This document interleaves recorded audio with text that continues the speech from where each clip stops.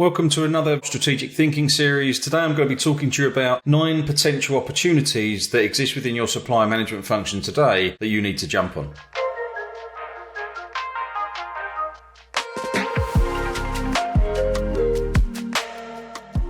Cross-functional teams is the first one. So no one's got enough resources. None of the teams involved within the either pre-contract or post-contract negotiation has got enough resources. The only way to get enough manpower is to pull that together. But if you pull that together, you need to basically define who's doing what and what part of the process within the life cycle. So really recommend doing a RACI model or something similar. RACI, responsible, accountable, consulted, informed. Who's doing what? Who's leading on what part of the process? Who's negotiating? Who's operationalising the contract? Who's then executing against the contract, being very clear on that to ensure that there's no gaps in that operating model. Absolutely a critical must between organisations, departments and teams where processes cross those boundaries. Number 2, Centre of excellence. So once you've established that RACI model, again, back to the resource concerns or the resource constraints, you commonly need to have a centre of excellence. Who knows what goods looks like? Sometimes within the technical sense or business sense, it's called an architect. So who do you refer to about all parts of the process when it comes together to represent the function around contract management and contract performance, etc.? There needs to be a centre of excellence to design those standards and best practice. Look at the team dynamics, look at what reusable components there are, templates, etc. to make things quicker, what the standard KPIs are, what does monitored mean, and continuously improving them, but also make sure it's lightweight enough so it doesn't pull down all the parts of the process and make it suboptimal or underperforming. So that's the second one, establish a centre of excellence. Number 3,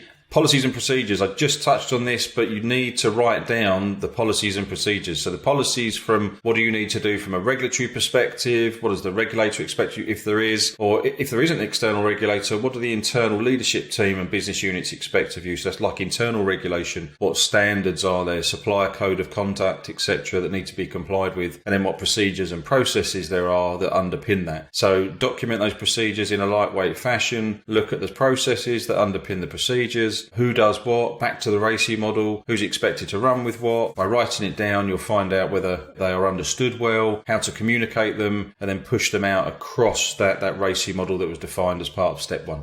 Step 4, where possible, from the back of documenting your processes, try and digitise them, to try and get them in some kind of workflow that helps sort of augmented intelligence, gives you an ability to help the people on the journey because the workflow is digitised as such so they know the steps that they need to go through. Once you've documented it, you can look at how you can automate it, modernise that for the digital age, and then once you've got it automated to a degree, you can then look at how you optimise it within the technology of choice and the tools landscape that you've got, and even to the point of applying some kind of AI or machine learning that can help automate some more of the mundane tasks where possible. Step 5, integrated data repositories. No one system does it all, right? There's always across the larger the organisation, and when you're dealing with suppliers or customers, depending which side of the table you're on, you've got a need to integrate data. So make sure that whatever you've got from a tooling landscape plays nicely with other products, and that you look at all the disparate data repositories you've got around. Some might hold contracts, some might hold performance, some might hold risk, many more examples, some might hold sustainability data, etc. Try and bring them together, or at least have some kind of concept of warehouse, data warehouse, central repository, data lake. There's lots of words for it been used in the past decade, but bring them together so you've got a single pane of glass. By putting those data repositories next to each other, you'll start to draw a lot deeper insight, and then thus what's the next best action to take on specific deals or across the supplier landscape, etc.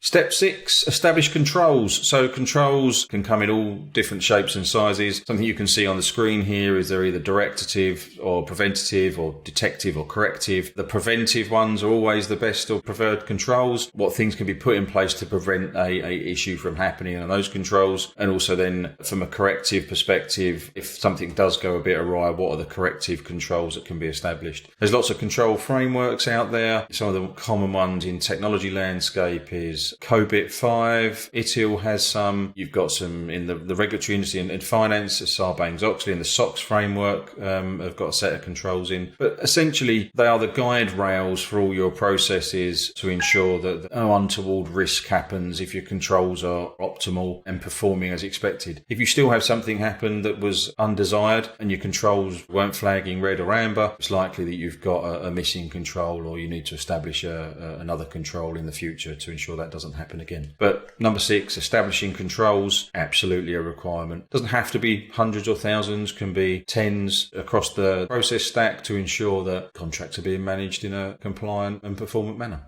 Number 7, tracking performance. So once you've established the controls, you need to track performance. So that comes up in all different types of acronyms, from SLAs and OLAs in a contract to internal KPIs, so key performance indicators, and even as such as sometimes key risk indicators, KRIs, and key control indicators, KCIs. Ultimately, all these things need to be tracked. Back to the earlier point, the more digitized your processes are, the more likely you'll be able to report on these data archetypes and see whether they're performing well or not, overdue, scoring badly, etc. Without some kind of digital mechanism, it will be a lot of paperwork and a lot of mandrolic activity to be able to track that. But key that you track performance, whatever that means to you and your organisation, against contract, etc.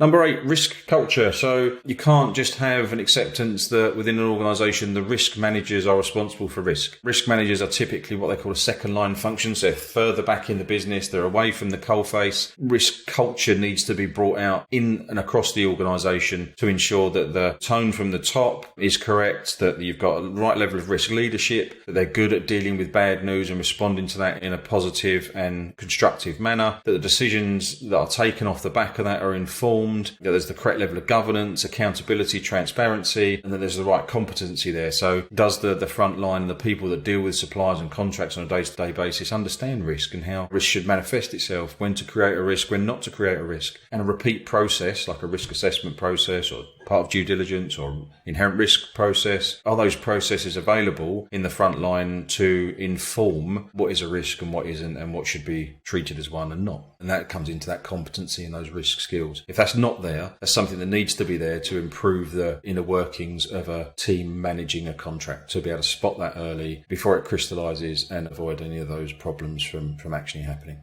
Number 9 and final one, not only do you need to establish what your current state is, so your current state in your operation of how supplier management is done or vendor management is done today, you need to look at it on the basis of how would I do it tomorrow? And it's always ideal to track against a defined maturity model. The picture you can see here is a CMMI example. It's well known across a lot of industries. What is the one that you want to use for your vendor and supplier management function? So that means going from a low level of maturity to a high level of maturity, and apply this at the functional level, but at the process level as well, and the granular elements of that. Not everyone wants to get to 5. Recommendation is, if your business is about what this maturity model represents, you might want to get to 5, but most organisations are happy to get to a 3, sort of 3+ model on an average basis. There are lots of maturity models out there. The vendor ops community has one if you care to look at that, but there's also other SRM functions, vendor management that can apply, or you can build your own using what you can see on screen. So that's the 9th one, defined maturity model. I hope that was helpful. There were 9 things, the potential opportunities that exist within your organisation today that you can look at improving on an iterative basis with no other need to increase resources or spend as such. You just got to spend a little bit of time doing it. And I promise you will get the return on investment and rewards out of it. If you like this and any other videos that you've seen, please head over to either LinkedIn, Facebook, YouTube or Spotify. On Spotify, we're under a podcast called The Bridge, and follow the channels and you'll start getting all this stuff delivered to your inbox and your social feeds for free. Any feedback you have, any comments, happy to receive them. Until next time, thank you and bye-bye.